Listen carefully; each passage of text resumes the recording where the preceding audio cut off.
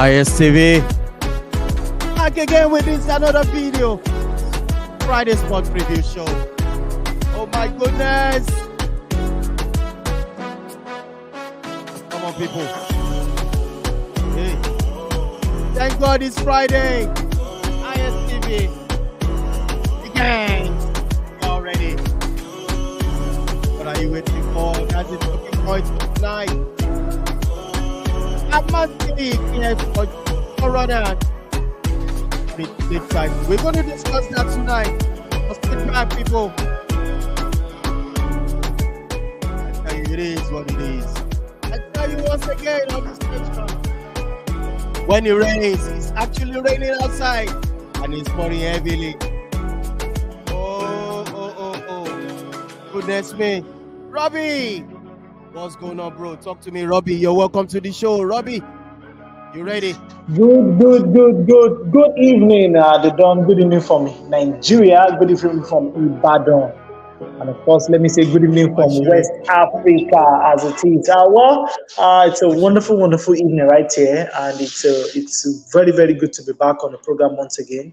I think one thing that makes this episode very, very unique is the fact that we're going to be taking a look at one of the best football matches we have seen in recent time. That was the game played on Wednesday between Man City and Arsenal. The talk, let me say, the fever that has been building up to that game actually came to life in that particular moment when that game was played. That evening was a special evening. Manchester City, Kevin De Bruyne, Erling Haaland just tells you that this team is in a different class of its own at this point in time. Arsenal has been amazing this season. Nobody should take that away from them. They have been amazing. But I'll tell you the truth, I think they met their match on Wednesday. And unfortunately, as it pains me to say it, I think they are not ready to rule England and English football yet.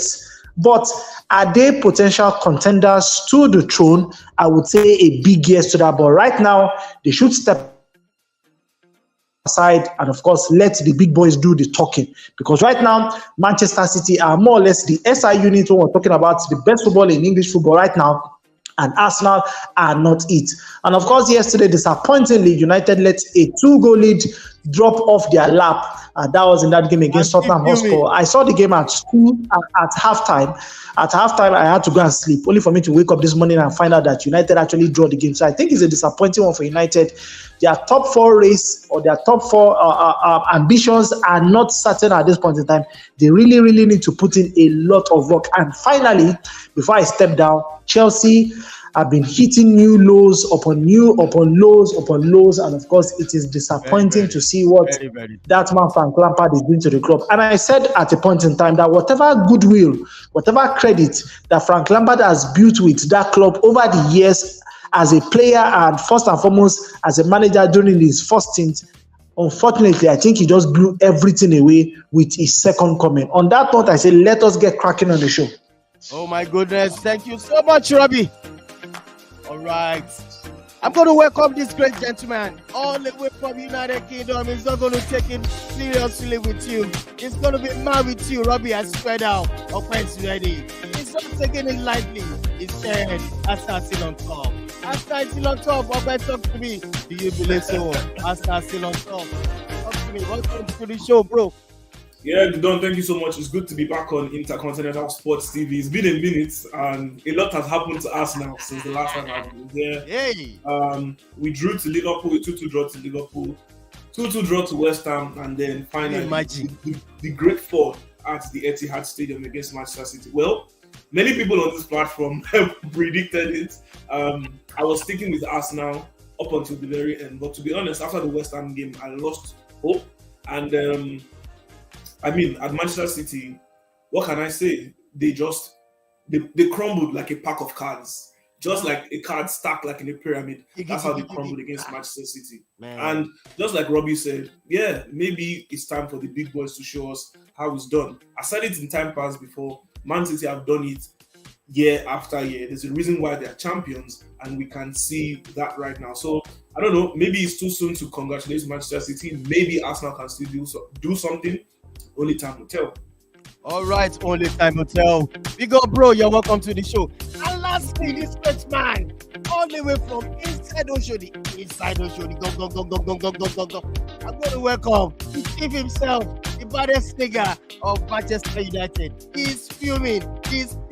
How can it be from 2-0 to 2-2? Kule couldn't sleep. I'm talking about Kule. Kule, you're welcome. I remember last night, you're unable to sleep. Tell me what's going on. How come 2-2? How come 2-2? I mean, talk to me, Kule. Shadow me, Gami. First and foremost, that was very falsely done. I slept very well because yes, I slept very well. In fact, I enjoyed my sleep, and that is because I have closed the chapter on Manchester United for this season. I think those guys have gotten to a point where I think there is not really much left in them. They played with so much energy and intensity for much of this season, and I really don't think I see where it's going to be really difficult with the way injuries have coming in, and we can see some of them are suffering fatigue. So for me, I will just be praying they make the top 4. But for me, see you next season. That's what I would say. Are you? Come on, let's go. All right, welcome this another great man. Well, you guys, you can see that it's not funny right now. It's not funny at that club. How can the whole club of that magnitude be falling so short? I'm welcome to this man. He got a lot to say. I mean, welcome, Prof. Well done, everybody. Yeah, that's good evening. Good evening. Welcome to the show. It's good to be back here. It's good to see Okwe here. Okwe is back. Okwe is back. It's been a while. Yeah. So, where do we start from? There's a lot to dissect. There's a lot to talk about. So the big one, obviously, Man City, Arsenal. Yes. The whole world was watching that one. It was a great game. It lived up to expectation. A lot to speak about here. I'm happy to be here. All right, you're welcome. We're welcome. You're absolutely welcome. All right, here we're going to start. Let's start from this. All right. There's a question all over this, so it's a quick debate. Which anywhere you're watching from, you can drop your comment. You can call in on this phone number. Let me put it on the screen. There's our WhatsApp number showing on the screen. You can call in if you're anywhere you're watching us from to actually talk about this quick debate. Premier League legend in their prime, Thierry Henry, Con Aguero, the best. I'm sorry, not the best. Wayne Rooney, and also Didier Drogba. I'm going to start with you, Okwe. Start 2, bench 1, and drop 1. Go for it, Okwe. This is a difficult question. Very, very difficult. I mean, all these strikers in their prime were great strikers. They are legends of Premier League football already. Yes. Legends in their clubs, cult heroes. But I don't know. Okay, so I would answer this question the way I see how the players can work together. I would answer the question based on their playing styles. And I will give a little precedence to goal scoring record, right? Right. I think, first of all, Aguero has the most goals amongst these gentlemen here, followed by Wayne Rooney, and then Thierry Henry, and then Didier Drogba. But because of playing style, I think I would start Wayne Rooney and Thierry Henry, and I will have Con Aguero on the bench. And I'm sorry to my African brother Didier Drogba, I'll have to sell him. Ha! Yeah. Why? You never know. Yeah, why basically? Because why? Henry and Rooney, they are two different strikers, right? However, Henry knows how to play as a top 9 and he can also play behind the striker. But the most important thing about forwards is the goal ratio. It's all about goals as far as I'm concerned. And what happens when, as a striker, you find it difficult to play up top? Maybe you go against difficult defenders.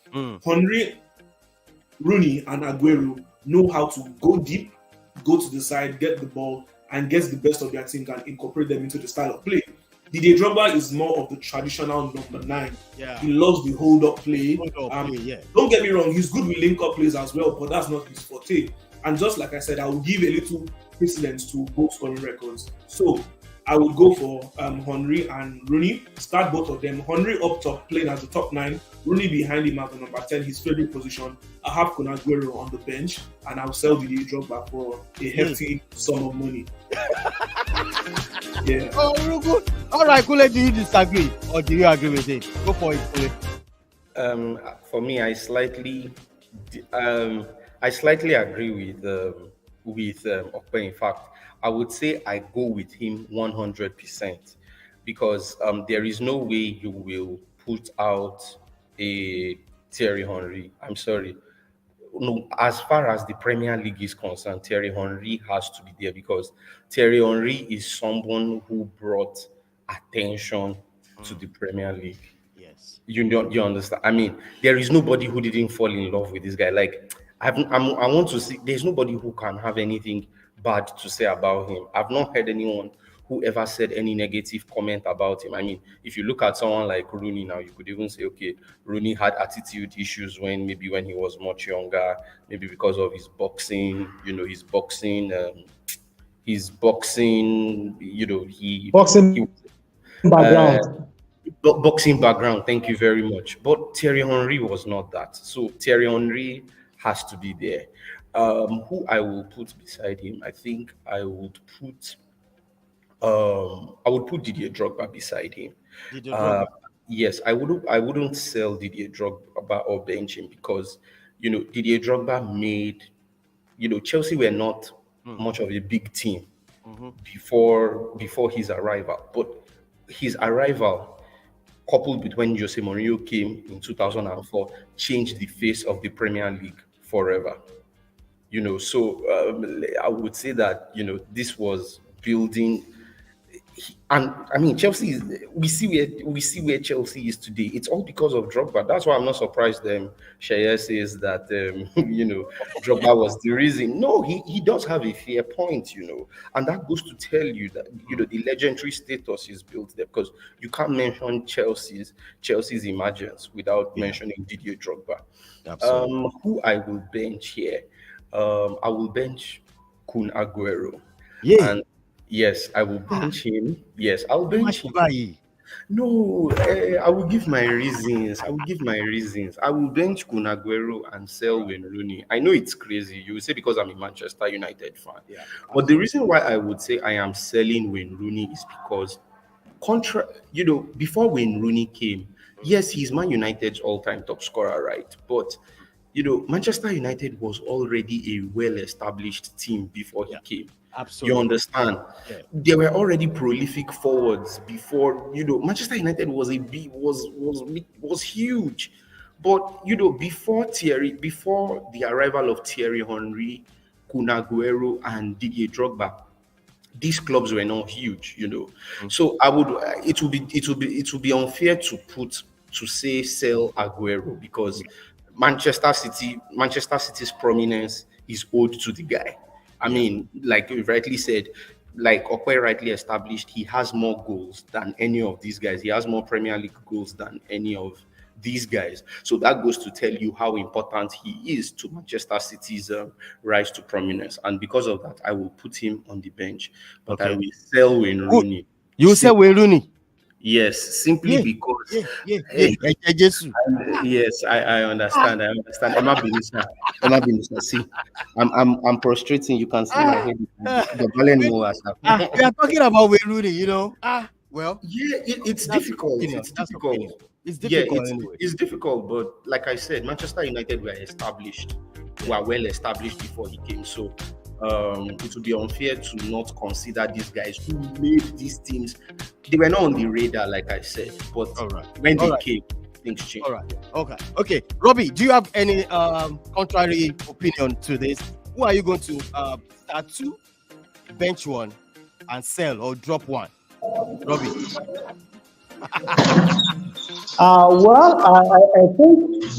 I think I would go with Okwe's selection, and the reason is, yes, in as much as I want to agree with Kunle on the fact that Arsenal were more or less, permit me to use the word wilderness, before Thierry Henry changed the face of the club, as well as changed the dynamic for the Drogba. Chelsea, yes, was struggling, but Drogba brought the fear factor that a traditional number 9 brings to the field of play. And I will tell you that more or less, Drogba was more or less the dying breed of the traditional number 9s that we saw back in those days, the Inzagis. Just like Sir Alex Ferguson said, that he was born in an offside position. These are men that they make you fear for your life when they are in the box 6, when they are in the 18-yard box and everything. So for me, I would go with Thierry Henry, and I would play Rooney alongside him.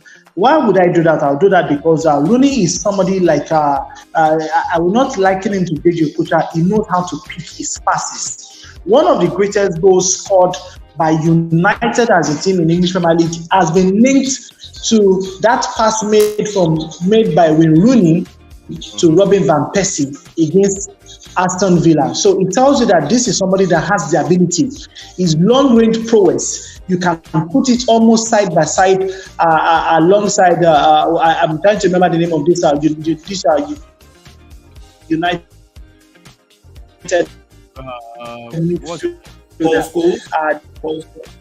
That is very hot-tempered.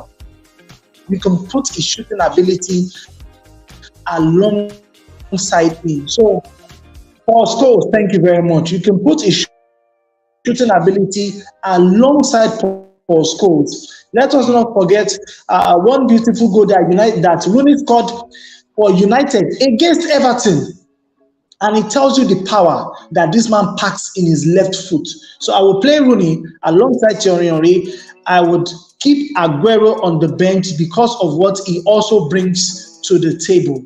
Unfortunately, so sad, I will have to sell Didier Drogba. In Africa, you won't sell Didier Drogba.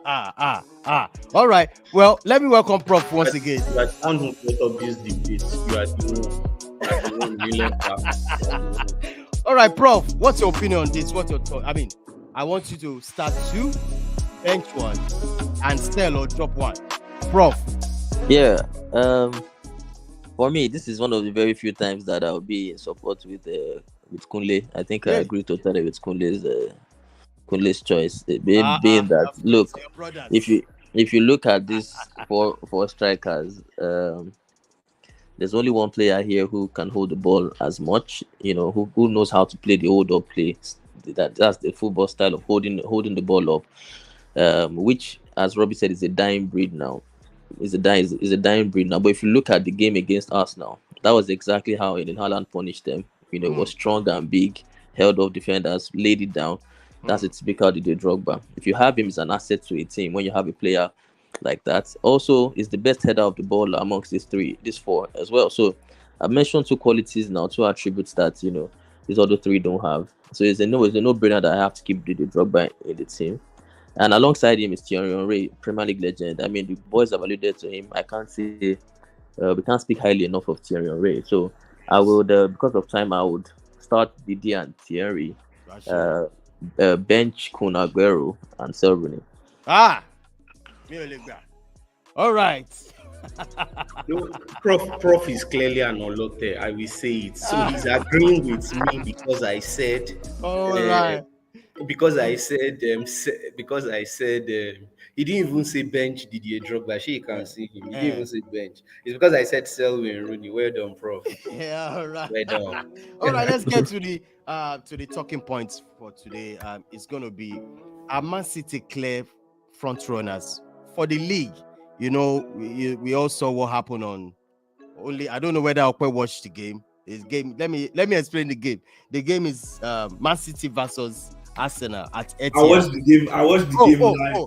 Okay. Watch the game live. I'll be very honest with you. I was so tempted to get a ticket to go watch the game, but I'm glad I didn't. I'm glad I saved my coins and I sat in the comfort of my home to watch them decimate Arsenal. All right, I'm going to start with you, Okwe. What based on this question, now you're now going to relate it with what happened on the midweek game. So are Man City now clear front runner for the league? Go for it, Okwe. At this point in time, I think Man City are. I think I would be very what's the word now? Maybe I would be naive if I don't give Man City as clear front runners. Man City have 2 games in hand, and currently they've got a very, very good goal difference compared to Arsenal. Yes. 10 goals clear, if you ask me. So Man City are in good form, and they're just waxing stronger. Not just in the Premier League, same thing in the Champions League, and most likely you would see them become victors in the FA Cup against Man United. Talking about the game between them and Arsenal, I feel Arsenal already came to the Etihad Stadium with a loser's mentality, because Arsenal did not play the game, did not get into the game like the Arsenal that we've seen all season. And I don't know if it's because Arsenal paid, or rather gave too much respect to Manchester City. I'm not sure that's the case, but they didn't go into the game playing the way we normally see them play. Also, Granit Xhaka was not 100% fit. It was clear. He couldn't spring up the passes that he usually would. His work rate was not necessarily the same, what we are accustomed to from a Granit Xhaka. And you know what? Because of the Man City setup, because of the way the team is set up, it was very difficult for Martin Odegaard to get Arsenal going. He did try to create chances, but it was very difficult for him. That's a major reason why he was taken off in the second half for Emil Smith-Rowe. And then one individual, one Englishman that I do not want to see in an Arsenal jersey next season is Rob Holding. Rob Holding was shot one. It felt like Arsenal were playing with 9 men. Oh, he scored in the game. I really don't care about the fantastic goal. In fact, they shouldn't have scored a goal, if you ask me. Beautiful goal. They should have just kept I remember. Beautiful goal, good for him. But I mean, that is someone who cost Arsenal at least 2 goals in that game. In terms of progressive play, he was shot one for us because Rob Holding finds it difficult to string long passes ahead. Yeah. He takes forever before he even tries to string a long pass ahead. By the time he does that, that gives enough time for the Man City defenders to be able to picture where the ball is going to be. And then immediately, whoever he sends the ball to, that person is pressed immediately by 1 or 2 Man City defenders. What else was he doing wrong? Whenever he has the ball, instead of finding the next man, in football lingo, he boudes the ball, and then he's not calm enough. So Arsenal really did miss William Saliba. And in situations like this, I ask myself, why has Mikel Arteta decided to stick with Rob Holding in this situation? Obviously, there is a good reason why they went ahead to splash £10 million to get Jakub Kiwior from Spezia. So if you go ahead and spend that amount of money mid-season, why not include that player in the squad? Because I was online on Twitter, some Arsenal fans were saying, oh, maybe it's because he's left-footed. That's not a good enough excuse for me, because we do have situations where we have 2 right-footed players pairing up as centre-backs. That's not a problem. So why can't we have 2 left-footed players paired up as centre-backs? Spain does it with Emerick Laporte and Pau Torres, who plays for Villarreal. So what's the big deal? It's not a problem to me. So, I mean, it would really be great to get insight from Arsenal and Arteta as to why Jakub Kiwior has not played more games since he joined in January. Those were the real talking points for me. I believe those were the reasons why Arsenal really lost that game in that manner against Manchester City.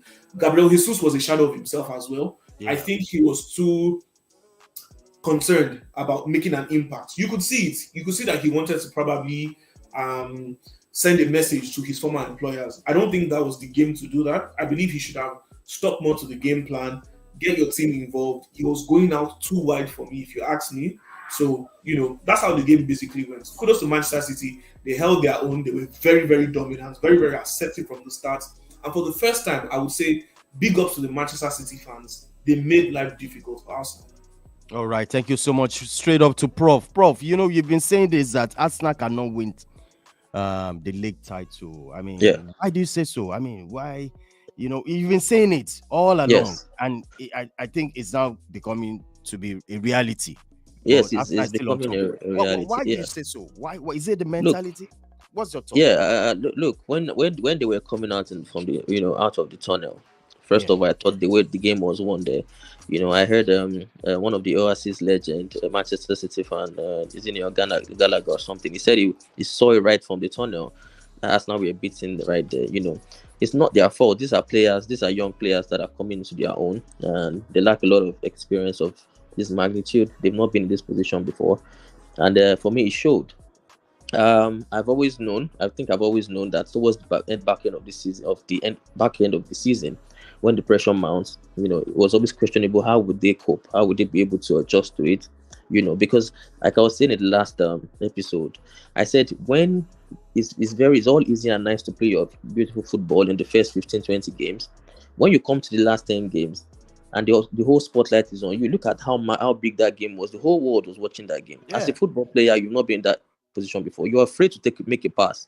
You're afraid to lose the ball. You're afraid to be bold. You have some mistakes. You're afraid to make mistakes, exactly, because you know that you're gonna come on under maximum scrutiny. That's where experience does it for you, but they don't have it, and they were afraid. I could see that they were afraid. They shrunk. They folded in that game. The tactics from the manager, according to Arteta, as far as I'm concerned, was wrong. I think they were caught in between the middle, whether to press high or to sit back. At some point, they were pressing high, and look at Man City play the ball long, beat the press to Haaland. You can see that Man City changed their style. Yeah, A lot of people don't notice, but they did. They abandoned the wings, the width which they always use a lot, Bernardo Silva and Grealish, and went straight for the kill through the middle, through Haaland and De Bruyne. De Bruyne used to float. Bernard most times plays, he goes to the wing to make crosses, right? But this time around, he didn't do that. He was right in the middle because Pep had targeted Rob Holding. It was simple as that. He knew that Holding wasn't good enough. Holding was going to be drawn into the midfield with Haaland, and then there will be space for De Bruyne to exploit. And that was exactly how the game was won. So you can see the difference. I, for one, would have, if I was Arteta, maybe should have done something different. Or maybe he was scared to change something because he was maybe the players are so used to playing this style, he doesn't want to change it, he's afraid to change it.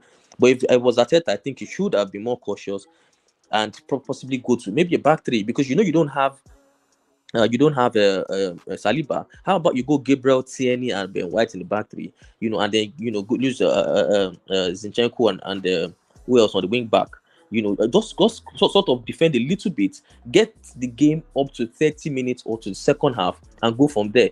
Because it was always evident that if City got the first goal, which they did in the first 7-8 minutes, it was always obvious that they would win the game. They will go and keep scoring goals. This is a team that scored over 4-5 goals in 4 or 5 consecutive games. They've been scoring lots of goals. So for me, that was where the game. And then secondly, I think Arsenal in their title charge have considered. I'm right in front of me here. Leicester City's title winning season, they considered 33 goals in the whole of the season. In 2015-2016 season, when Chelsea went under Antonio Conte, they considered 32 goals. So that's I'm looking here, and Arsenal have already considered 38 goals. You do not win the title whilst conceding that much goals. I think they've gotten carried away a little bit with the way they are going about it, and they should have been more cautious. The manager should have done something towards back end of the season to retract a little bit, defend a little bit, and go from there and protect the lead. Yeah. So for me, I think it's just a little bit. It's a shame. It's a pity. They've tried. They've done enough, but I don't think they can. They can finally get that title. Yeah. All right. Let's move on to this game. Akunle, I want you to talk about this game. I'm still fuming. I'm serious. I'm fuming about this game. I'm talking about Spurs versus Manchester United. Why should you? As a Manchester United fan, you know this. We are cruising 2-0 in the first half. It's a beautiful game, and there are so many people have been saying that Ten Hag got it wrong by that changes, substitution really killed the game. So what's your thought about the game? Manchester United going to Spurs. I find I always try. I seriously try to understand why Ten Hag has a blame in this thing, because I think it has been very clear from the beginning of this season that Man United struggle to control games, even when they have the lead. You see that at some point, especially in the second half, they struggle. Yeah. Yesterday was not the first time. So if you are blaming it on substitutions, because I was having a discussion in another group yesterday, and I was asking, they said, he shouldn't have brought in Fred. That Fred does not control. Fred is not good with the ball. Sabitzer is better with the ball. All these permutations and all. And I'm like, okay, what are the guarantees that if Sabitzer what's it called? If Sabitzer came on, what's the guarantee that maybe Spurs wouldn't even have beaten us beyond the 2 goals? Because before the what's it called? Before the goal came, they were really pressing us and all, and I think it was clear that we kind of needed a goal, right? We needed a goal, and we know Fred has been very, very immense off the bench this season. Most of his best performances this season have come off the bench. So if maybe because he was losing the ball and all, like if you complain about him losing the ball, I was like, who wasn't losing the ball? Who doesn't? United, who is the person in that team that controls the ball very well or doesn't lose? It's still a problem for the team. It's a problem, yeah. It's a problem. And when you look at the bench for me is not solid. I mean, for me, Ten Hag brought on the best players that he could. There was question over Facundo Pellistri, but I said something that, look, it is difficult for you to say you want to bring in somebody who has had very little game time at this very crucial point of the season. It is going to be very, very difficult to do that. You understand? Because the thing is, you bring in Pellistri when, okay, like now when you are having a 2-goal, it's just like, think about it now. Imagine if Man City were behind and they needed to come back. Will Pep Guardiola bring in somebody like a Cole Palmer? Will he bring in Cole Palmer? I don't think. Cole Palmer is an attacker, if I'm right. Please, can someone correct me if I'm wrong, please? Yeah, that's Robbie. right. Yeah. Yes, he's an attacker. Will Guardiola bring on Cole Palmer if he's looking for a goal against Real Madrid? He's not going to do that. So that's the thing about Pellistri. Pellistri hasn't played enough games. Yes, you might say Ten Hag hasn't used him, right?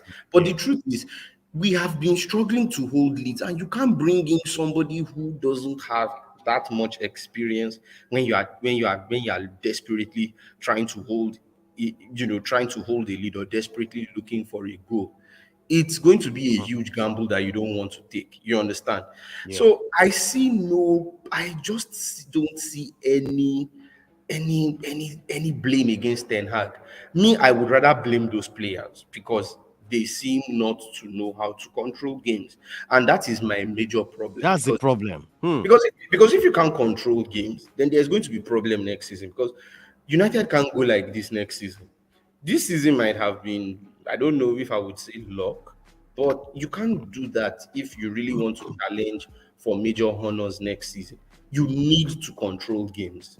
You need to know how to pass it. You need to know how to string 2-3 simple passes each time. You need to. If you don't do that, you are simply inviting trouble. So to me, nothing is going to surprise. No Manchester United result is going to surprise me till the end of this season. That's why I said I've switched off. And I'm looking forward to next season. All right, let me quickly ask Robbie. Robbie, you can see this on the screen right now. I'm going to put you on the spot, no doubt about it. Robbie, look at the position of Arsenal and Man City. Arsenal has played, they've played 33 games, Man City 31 games, 75 points. 75 points. I'm hearing feedback from you.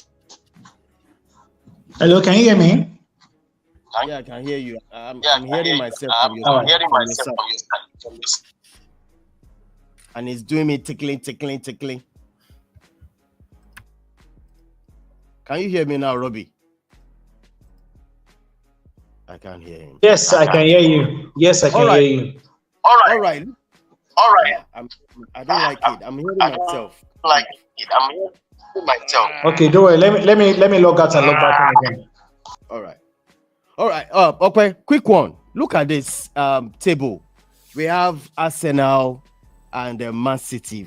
I mean, they are clear that those are people challenging for the. Unless Man U can spring up. You wish. Why are you laughing? Why are you laughing? Maybe I'm just saying something. Let me finish up. All right. Okay, look at this now. We are having 75 points. Man City has 73 points. Now, from that third position to 8th, Look at the gap between them. That's 62, 60 for Man U, Tottenham 54, Aston Villa 54, Liverpool 53, Brighton 49 with 2 or 3 games in hand for Brighton. Okwe, can you please dissect into it? Who is going to make a top 4 in your own opinion? Just look at it. Yeah, in my own opinion, clearly, I'll start with Manchester United. I believe United can still find a way to get themselves together and curb errors. I believe in Eric Ten Hag. I believe in his tactical prowess. So I feel United would finish in 3rd position, most especially because they've got 2 games in hand.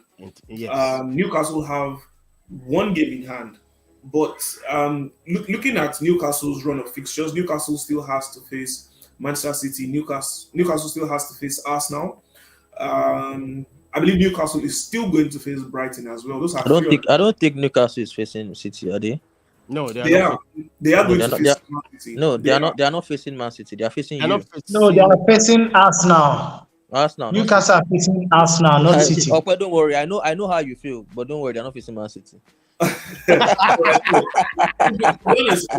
checked their fixtures a couple of days ago, I felt I did see Manchester City there. Forgive me for that error. But one of their top fixtures, obviously, is going to be against Arsenal. Can they beat Arsenal? Definitely they can. I believe they can.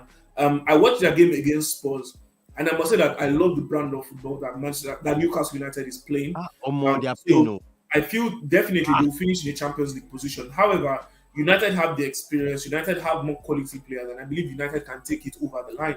So I believe United will finish in 3rd position, and will have Newcastle in the 4th position. So in terms of automatic Champions League places, you will say that it's Manchester United's position to lose, But I believe United will finish in the 3rd position, Newcastle 4th. If we're taking a look at if we're taking a look at the Europa League spots and the Conference League spots, it's going to be difficult to predict. It's going to be very easy for me now to say that Spurs might not have European spots. I think it would be a good thing for them. I believe Spurs need to rebuild. So if Spurs avoid European football, I personally think it's good for them. But obviously, they would want to try and secure European football. Aston Villa has been on a run of good games. We know that recently they broke a new record, or rather they set a new record with Unai Emery having his team score in his first 20 games in charge. That's a new Premier League record that's been set. And to be honest, they've been playing good football. And it seems to me that the decision to sell Danny Ings has been validated by the good form of Oli Watkins. We've seen the revival of Buendia under Emery. We've seen the revival of Philippe Coutinho as well. And we've seen Jacob Ramsey put back into the team, and the young lad is doing well. Brighton as well, we know that they're in good form. However, they now have niggling injuries. It seems like Evan Ferguson might be out for the rest of the season. Now Danny Welbeck has an issue. So they have a problem in terms of scoring goals. Not scoring goals, rather they have a problem in terms of a top striker. The team is built to score goals from any angle. However, when your 2 top strikers are out of the team, it will be difficult, knowing that they will probably not have a focal point of attack. However, they've got other players in the team like Enisco who can play as a focal point of attack. But I think Brighton will be in better form. Liverpool is very inconsistent, so I can't say for sure where Liverpool is going to finish. But between 4th, 5th, 6th, and 7th, from 4th position, I say Newcastle. 5th position, I would put in Aston Villa. And 7th, I would put Brighton ahead of Liverpool. I think Brighton might finish ahead of Liverpool. All right. If I can quickly interject. All right. Go ahead. Manchester United fixtures, the remaining United fixtures. I don't know if you have it, but those to come to what you're saying. I don't think. Look, Newcastle for me, they're on a serious run.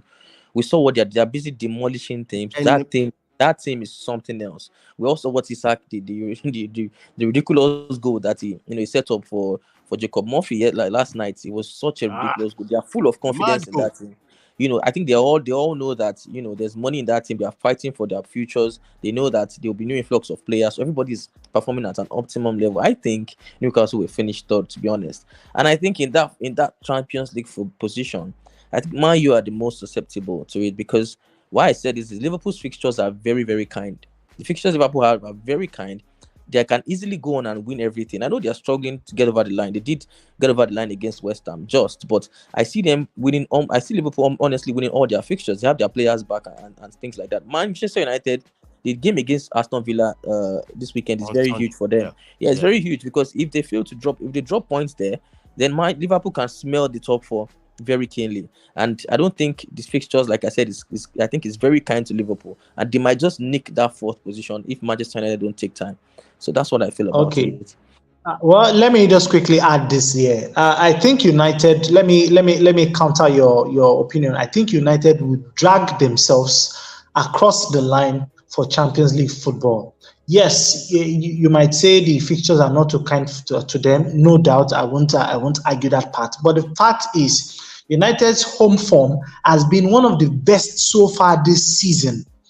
And that just tells you that at least that should count for something for the team. They have been struggling on the road. So I wasn't surprised that they dropped points yesterday, because they have been struggling on the road. But at home, they have been very, very formidable.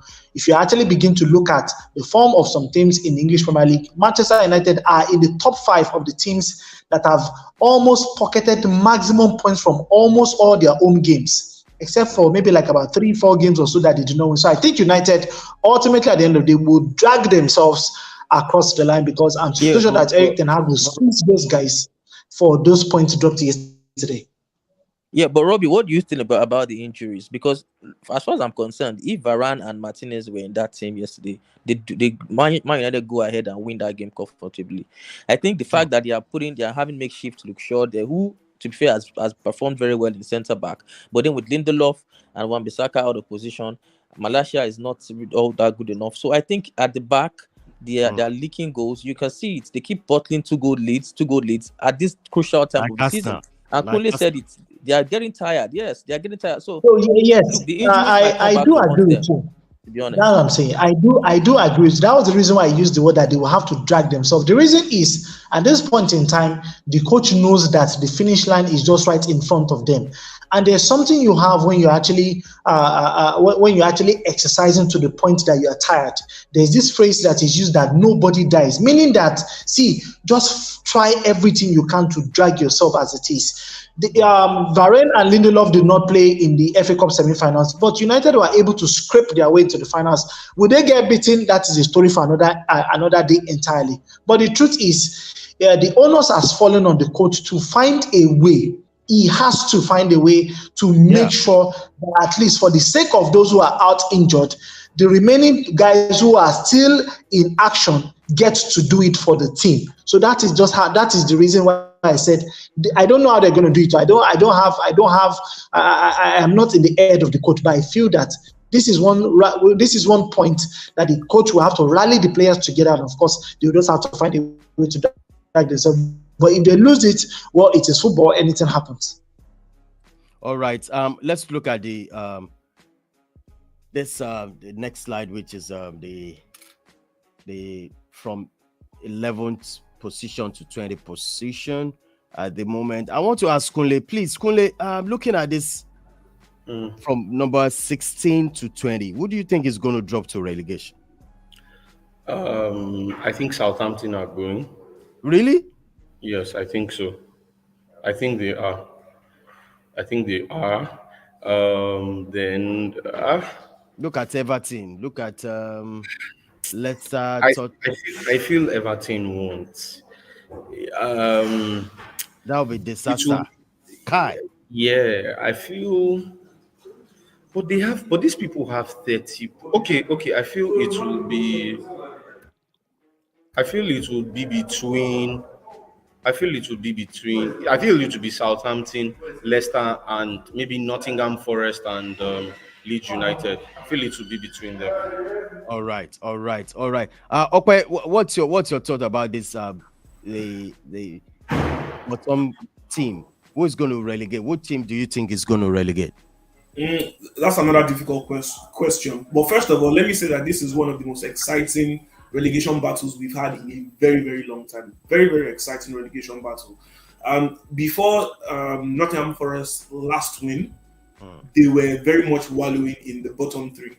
Just that one win and, other positive fixtures around them Now they are out of the bottom three. Now I'm taking a good look at it. In terms of their run of fixtures for the teams from the position of 16th to 20th, first team that I think is going to get relegated. Many people might find this surprising, but I think Leeds United is going to get relegated. Leeds United have difficult games coming up. I think they would get relegated. Southampton, surely they would get relegated. So now the battle is between Everton, Leicester City, and for now, I think West Ham is still in the mix. I believe. Oh, really? Yeah, I think West Ham is still in the mix because in West Ham, first of all, in the Premier League, you need 40 points to secure your safety. Yes, we know that we have only 7 fixtures left. For some teams have more fixtures left. However, I think West Ham is very much still in the mix, and it will be difficult for them as well because they do need back-to-back victories. Meanwhile, West Ham United is still competing in UEFA Conference League, so West Ham have a lot to deal with right now. But for sure, I know that Southampton is getting relegated and Leeds United. But now that third team, I'm not sure. They will need to battle it out. All right. Prof, do you have any contrary to this? I agree with Tope in terms of Southampton, and I think Leeds might fall in there. I think Nottingham Forest might have a little bit too much to avoid. But look, this is very boring for Everton. I personally see Everton, who haven't been relegated since 1950 something. I think they're 69 straight years in the Premier League. I think will come to an end this season. Wow. I'm making a bold prediction about that. I think they would go down. The fixtures are not kind to them at all. And with what I saw against Newcastle, I mean, not just with that, they've been abysmal all through the seasons, leaking goals left, right, and center. I thought Sean Dyche, who is the relegation chief, who knows how to avoid relegation. I thought he would be able to do a job, but so far so good. It's not working, and the fixtures, like I said, are very, very, very terrible. They're going to play City. I'm seeing it right here. Exactly, they will play the relegation battle against Leicester. Leicester too, and Brighton. Will they be able to go and beat Leicester? They have Brighton, who also is fighting for an European position. Then that and then also they have City. So the last where you would think they can get their points are the last 2 games: Wolves away and Bournemouth, another relegation scrap for the final day of the season. But I think I think they will go down. Everton. Yeah, that'll be sad seeing Everton relegating to championship. Let's quickly look at the fixtures we have for the weekend before we wrap up the show. Crystal Palace going hosting West Ham and Brentford. There's a lot of matches throughout this week. I mean, next week. Wow. Arsenal versus Chelsea. That's another cracker. Do you want to say something about the? Let's start off from the game between Manchester United versus Aston Villa. Robbie, are you there? Can you please tell us what do you think about the next fixtures for Manchester United, who's going to be on Sunday? Quick one. For Arsenal, for Man United against Aston Villa, I think United have to be wary. On paper, their home form looks good, but I will tell you also on paper, the opponent that they have is a very, very dangerous and formidable foe. 20 matches on a trot. Yeah. Aston Villa have been able to find the back of the net. I will tell you this for free. The Aston Villa will score against United. That is on Sunday. I will tell you that for free. Aston Villa will score against United on Sunday because as it is right now, they would stretch the United's defense in attack.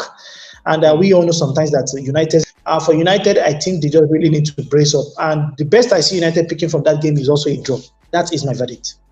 All right, that's your verdict. A draw. Let me look. Prof, the game is going to happen on Sunday for Liverpool and Spurs. What are they fighting for? What's your thought about the game? I mean, is it top 4? I lost him. Okay, please, could you please go for the game between Liverpool and Spurs on Sunday? What are they fighting for?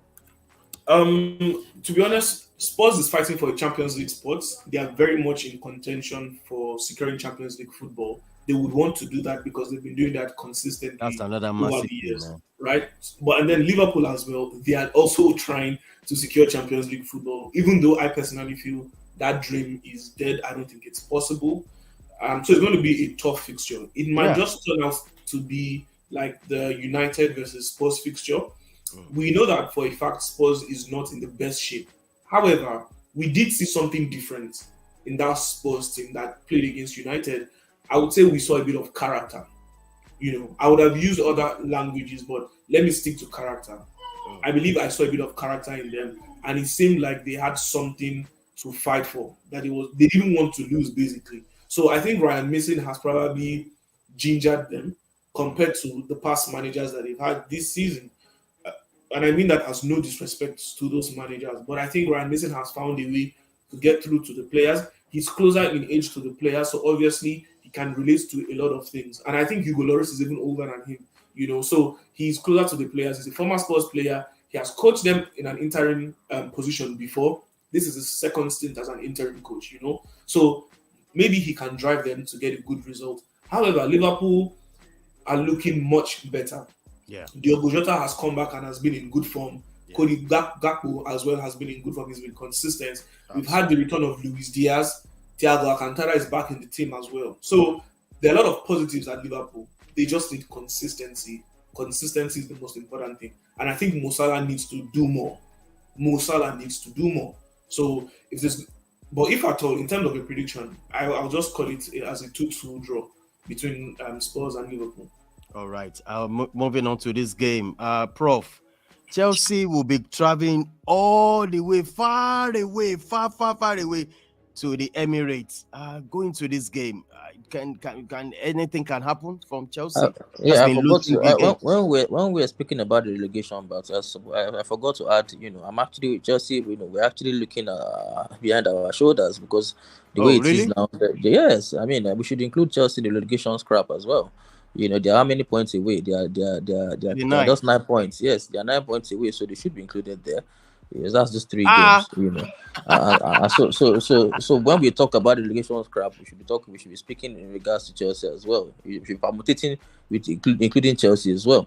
But look, I don't see anywhere the next goal is coming from, let alone the next win. So for me, that's going to be an Arsenal side that they are very, very wounded.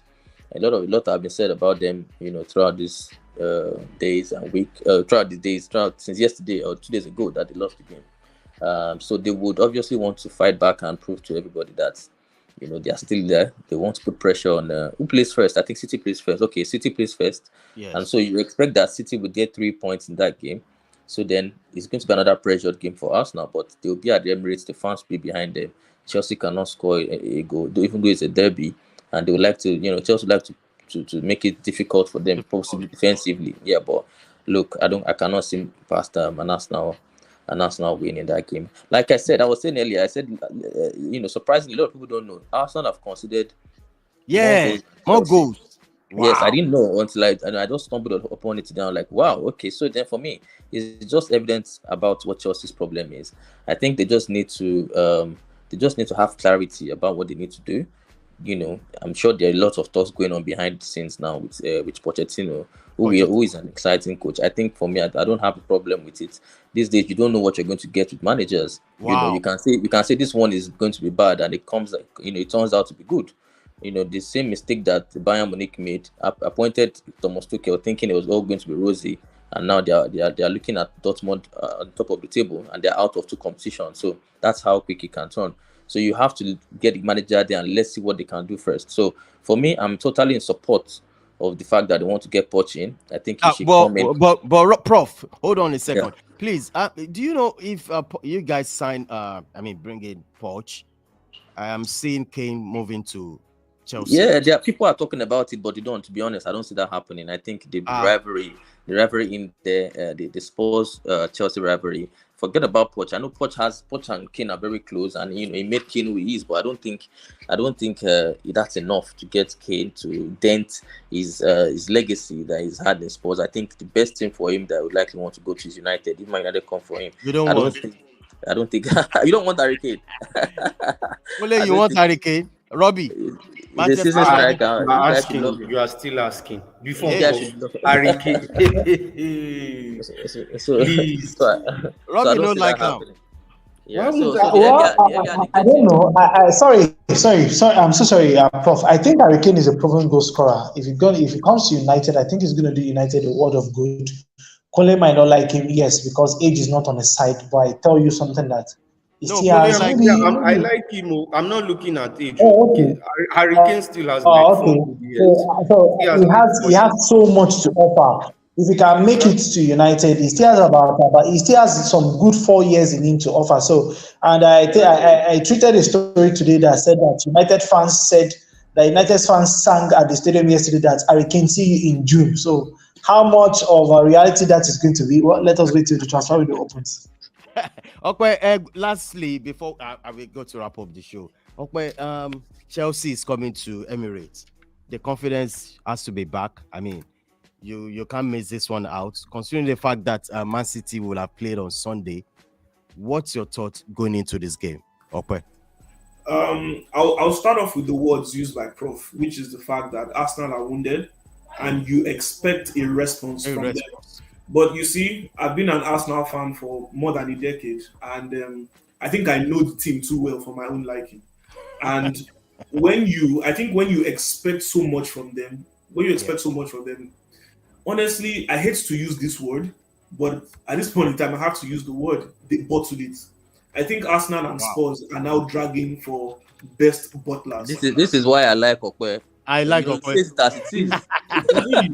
be told, if you take a look at the lead that Arsenal had at the beginning of the season, 11 points.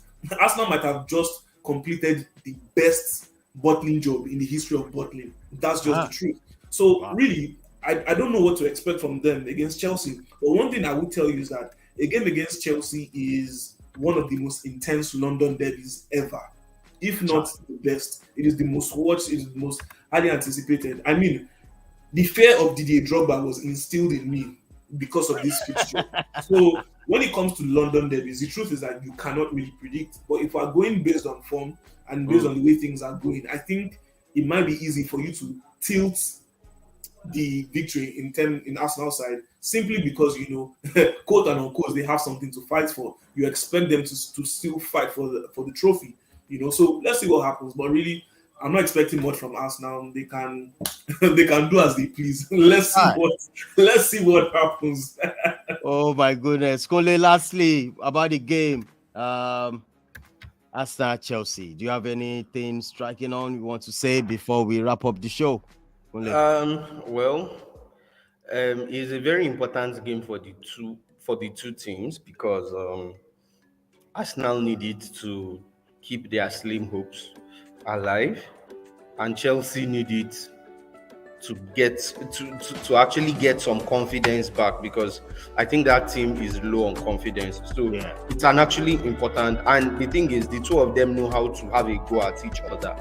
So it's difficult to say who will win, right? But it's clearly important for both of them.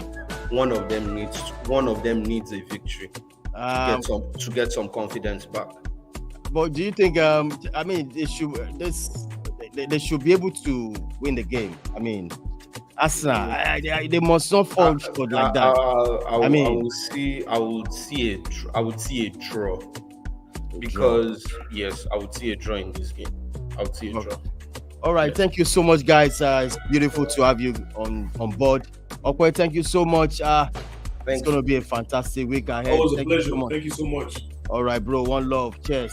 Kole, all the way from Oshodi. How is Oshodi now? I think it's ready. I'm not actually in Oshodi today because there's actually serious traffic outside. So you're chilling in the office? Oh, yes, I actually. This looks like your girlfriend's house. They said girlfriend's house. Girlfriend's house. If traffic clears, I'll go there. Oh no! Yeah. All right, Kule, one love, man. All right, boss. Thanks a lot. All right, Robbie. It is what it is. It is what it is. Thank you so much, Robbie. One love, bro. All right, Prof. You're done. Thank you so much. All right. See you, man. Bye. All right, guys. Smash the like on the video. This is how far the Don can go today. It's been a fantastic moment. And I love this game. I love this show, man. Fantastic Football Friday. Review show. Please, if you have not subscribed to the channel. Something big is coming. So what are you waiting for? Join the community. The Don is signing out. No doubt about it. I love you guys. Enjoy the rest of the week. Weekend. Beautiful. Please stay safe out there. God love you. I'm signing out. Bye for now.